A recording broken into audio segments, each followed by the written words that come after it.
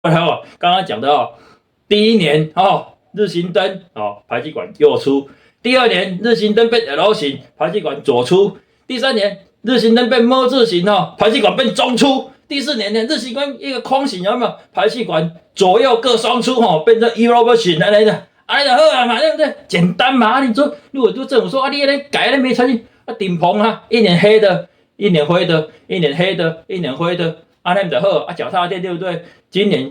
脚踏垫正常，明年脚踏垫变有刺绣，对不对？后年脚踏垫变海马，对不对？黑龙会盖级嘛，对不对？政府就是新年这个不会打电话去问 KYMCO 的。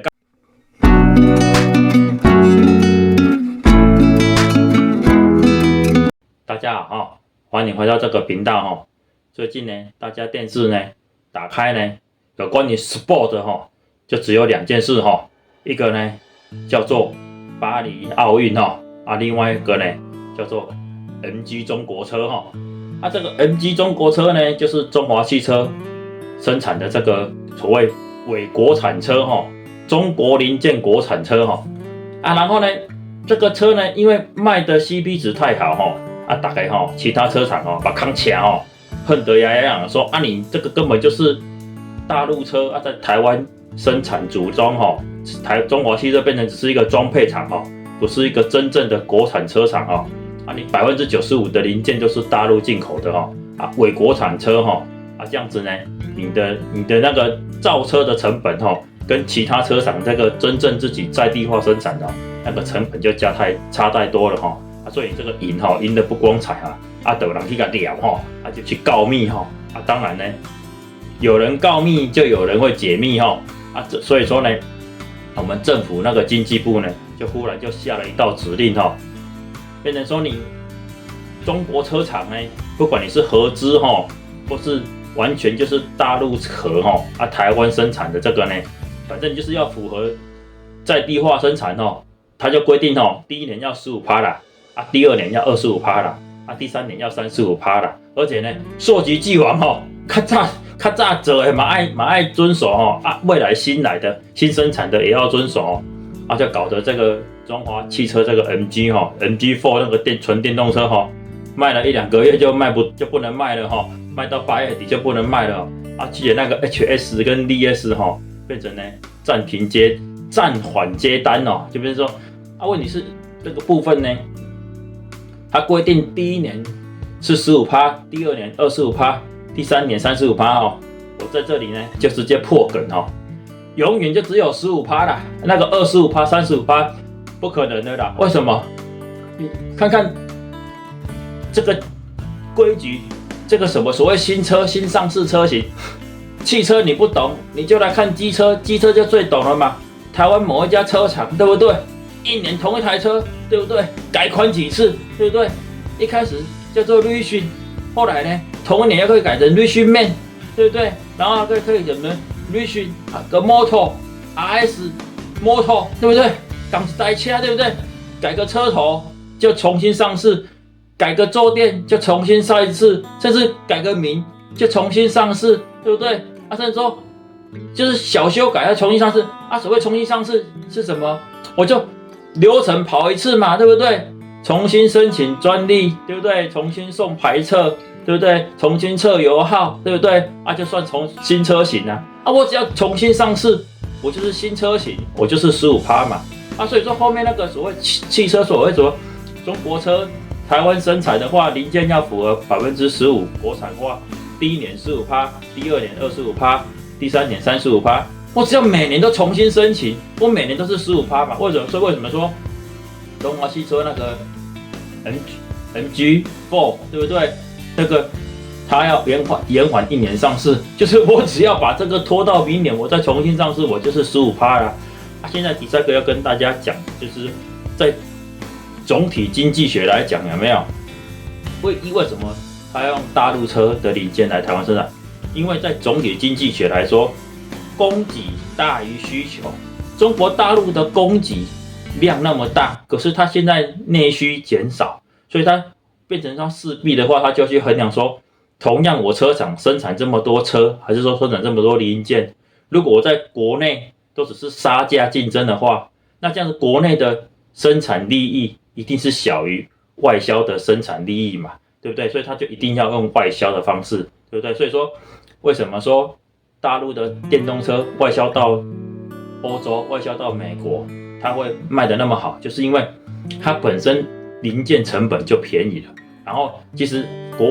欧美那些国家的 complain 说，你便宜就算了，你中国大陆你还用国企，对不对？你还要补助它，对不对？伊都有够俗啊！你个补助给伊，你讲叫伊了钱呗，伊赚钱的部分，你个政府补助给伊，然后就是为了把国外那个市占，把欧洲、把美国那个市占给抢下来，这样大家就觉得说你就是不公平嘛。对，大陆它出欧美的国家能够整车出口，然后他们的中国大陆的政府补助那些车厂，让它的成本低于一般欧洲在地化生产的价格成本，然后去抢占市占率，所以欧洲国家就不爽，就给你加关税，加35%，甚至说加60%，让你把你的成本再拉上来，对不对？这个场景转移到台湾也是一样啊。你台湾国产的车子，因为我们台湾一年就是40万到50万那个量，我还要share8家车厂，一家车厂讲一点，Toyota吃掉4成之后，大家其他的车厂一年都不到10万台嘛，对不对？所以说大家就是经营的苦哈哈的。你今天你用大陆车的零件来，95%都用大陆件大陆车的零件，它整车出口，大陆政府也是要补贴它的成本，对不对？它零件也是一样嘛，只是说差一下州跟人家州那也差别一下州有点更小，大陆的人力成本一定是比台湾的人力成本更便宜嘛，对不对？只是说看是整车坐船来台湾，还是说零件拆散装箱来台湾，差别这样子所以说回到刚刚讲的，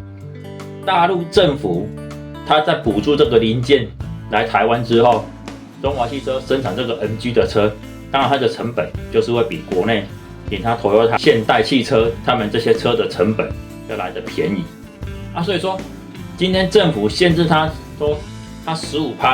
一定要用第一年15%，第二年25%，第三年35%，第三是刚刚讲的。它永远就是只有15%而已啦，没有以后25%、35%，它只要每年重新申请。我2024年我就申请2024年的车型，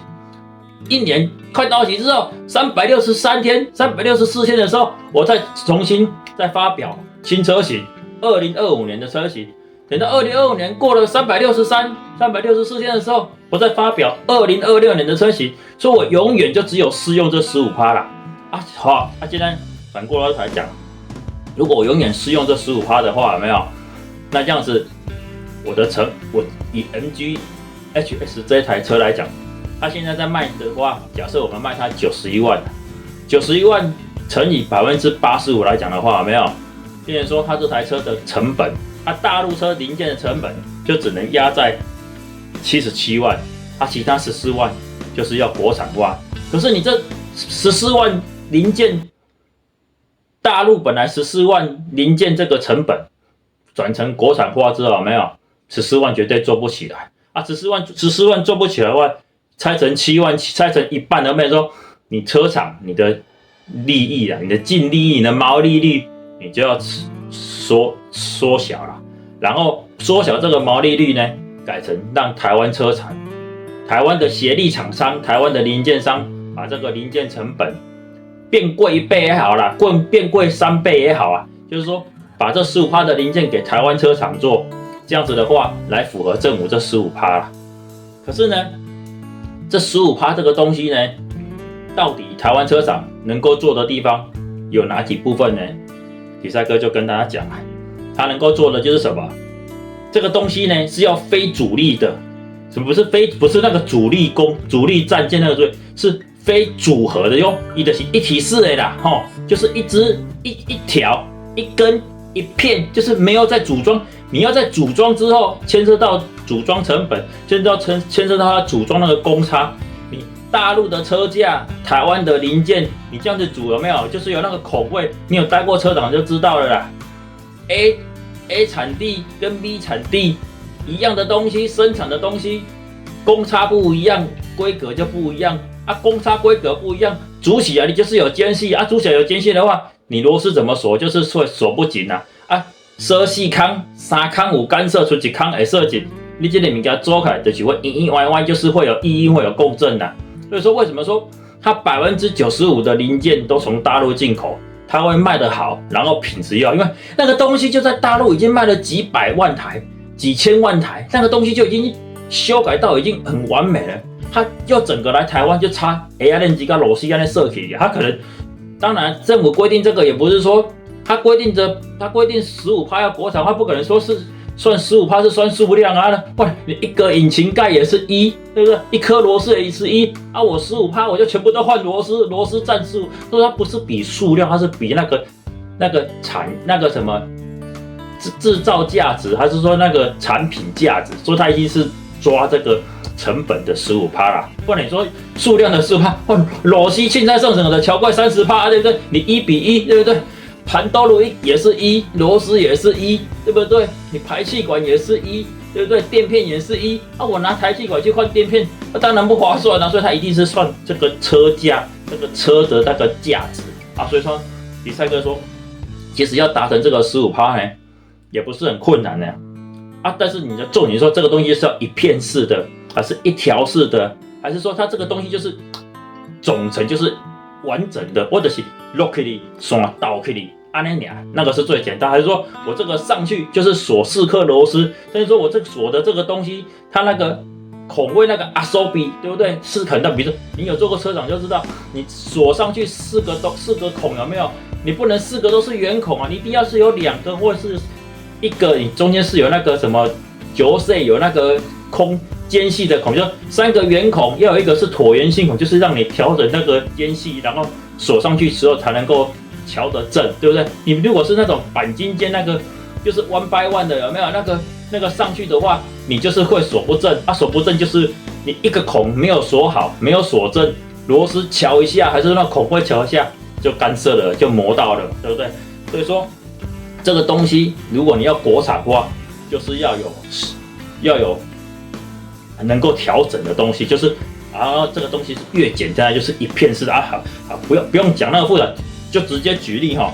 比如说引擎盖这个引擎盖是规地没有不包括什么那个喷水孔还是说什么其他那个什么那个压下来的那个插孔的那个固定钩，那个就是一片式的，这个是整引擎盖要不要烤漆，这个车厂自己去衡量另外呢就是车轮、车胎啦，车胎、轮框还有卡钳反正就是说，你就像在机车一样，如果这个东西这台车来台湾，它那个东西是台湾能够改装的，你有在改装的那个东西，就表示说这个东西是适合国产化的，因为外面都能够改了，表示说这个东西我民间厂商、民间改装厂怎么改不会影响到这个车原来的设定改装厂它要改的东西，当然就是这个东西是好改的嘛，对不对？好改的类似说，就是说这个车你要国产化，你把这个东西移出来，国内的厂商是容易国产化这个国产化也不会影响到它原来的设计所以说这个东西就是适合国产化。所以说车轮、车胎、轮框跟卡钳这个东西卡钳这个东西是国际规格，甚至说它是4活塞还是3活塞还是单活塞，它那个锁的孔位它锁的它插那个 pin 的那个孔位那个间隙是国际规格，只是差在说你要锁在车子那个悬吊的哪里而已所以说其实那个东西都是制式的，那个卡钳要锁在那个前避震那个还是说前悬吊那个位置都是固定所以说为什么改装厂你说你要提升车的操控性，不是换轮圈就是换轮胎，要不然就是换卡钳，要不然甚至说换碟盘，它干嘛该这样？因为这个是不影响原先车子的设计嘛，对不对？另外呢，国产化还可以改什么，对不对？改那个顶棚那个顶棚那个也是一片式的为什么说可以改顶棚？因为顶棚这个东西是说你上去你超出一点点还是小一点点没关系，因为那个都会塞在那个车的那个内装的那个缝里面所以你做的太大做的太小不影响。而且这个东西呢，它就是你原来的东西有没有？你来你去打样不是开模，开模跟打样不一样。打样就是说我知道这个长宽规格之后，我整片那个塑料来我只要电脑这样子切割下去剪出来也这个都是电剪呐，就是剪出来之后这个规格这个东西大跟小没有关系差一点点都没有差，所以说这个东西呢就不会一样。像为什么说有些车进来，对不对？你这个也是有人在改嘛。你本来是素色顶棚，有人就想要改成暗黑色，改成暗黑色之后还要插那个 LED 灯，改成有那个星空所以说呢，你有在改装的这个东西呢，就是适合国内厂商能够国产化，能够承接下来做的部分所以说比赛哥说的顶棚还有你下面那个脚踏的部分脚踏垫也好可能有些原厂车是没有脚踏垫，那个都是业务送的啦。今天反正我是要国产化的话，我就是要增加15%嘛，所以我可以把脚踏垫当成是标准配备嘛，反正车价都要叠上去的嘛，我就是想办法，就是比如说它原来卖91万，对不对？我叠到98万，我是不是就贵7万了？贵7万的话，这15%我可能就已经贵了7.5%嘛，对不对？另外这7.5%就是再多其他的东西出来说，所以说我要让消费者就是说我符合政府的15%。国产化的规定，可是我今天因为为了符合政府15%的规定，所以我要跟你涨价涨7万，对，我只要不要涨超过100万元，反正现在这种车是休旅车，价格国内国产车就是超过100万嘛，所以他当初卖91万会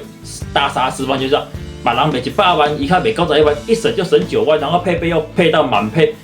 大家买100万是那个阳春车，对不对？入门款。它91万就是顶规了，对不对？你其他国产车卖到顶规，那个 CR-V 卖到顶规，可能要买到快110万、109万，对不对？你那个福特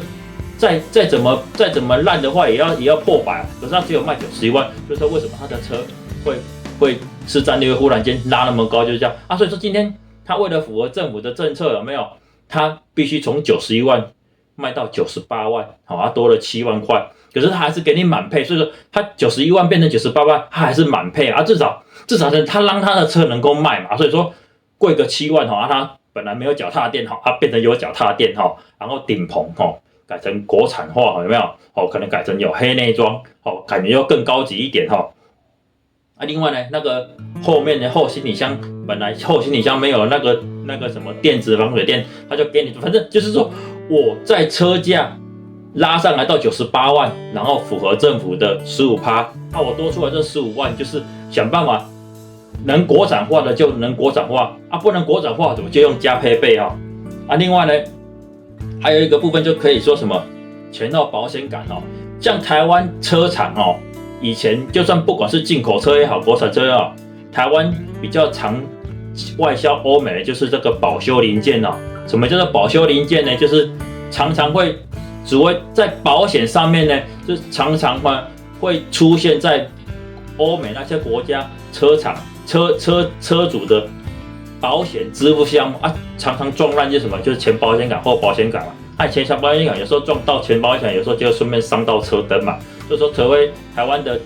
TVC 呢跟那个地保呢做车灯外销就做到，因为你撞车头就是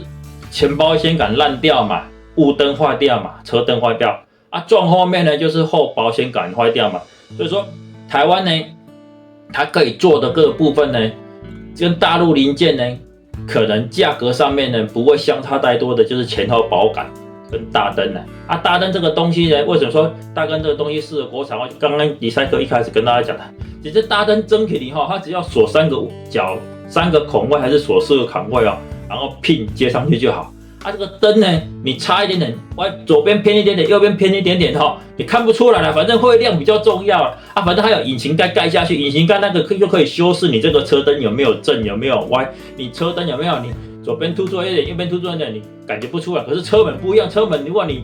4个车门，前面2个车门用大陆的，后面有2个车门用台湾，你可能就会前面间隙大一点，后面间隙小一点，就像那个特斯拉一样对不对？以前特斯拉进来4个车门4个缝都不一样大，那个它就是那个一体式的车底盘，要一体式的车体，然后锁上去它就没有办法调整嘛。所以说这个部分为什么说大陆它85%的部分呢？它要尽量放在那个什么车的垫然后车的车架然后车的那个引擎、坐垫、车门，就是说它本身是要复合式，要组装很多的，还是说它牵涉到车体的那个部分，它就不能用国产化，因为你拿车体用大陆的，然后座椅，甚至你电脑、车机、主机用台湾的，它本身就会发现那个适配性的问题，然后这个车型要出来，就要拖比较长的时间。拖比较长的时间，它就没有办法年年改款、年年新上市它没有办法年年新上市、年年改款，它就不能每年都享有那15%的国产化的那个最低标准吧？所以说为什么迪卡车一开始讲说，它必须年年国产化，然后它必须年年新发表新车型，然后年年都是新车款，然后年年都重新认证，年年都重新去测试排放。那这样子，它就可以每一年都享有，它可以2024年车型、2025年车型、2026年车型，它都可以把它当成一个新车型。我2024年前面大灯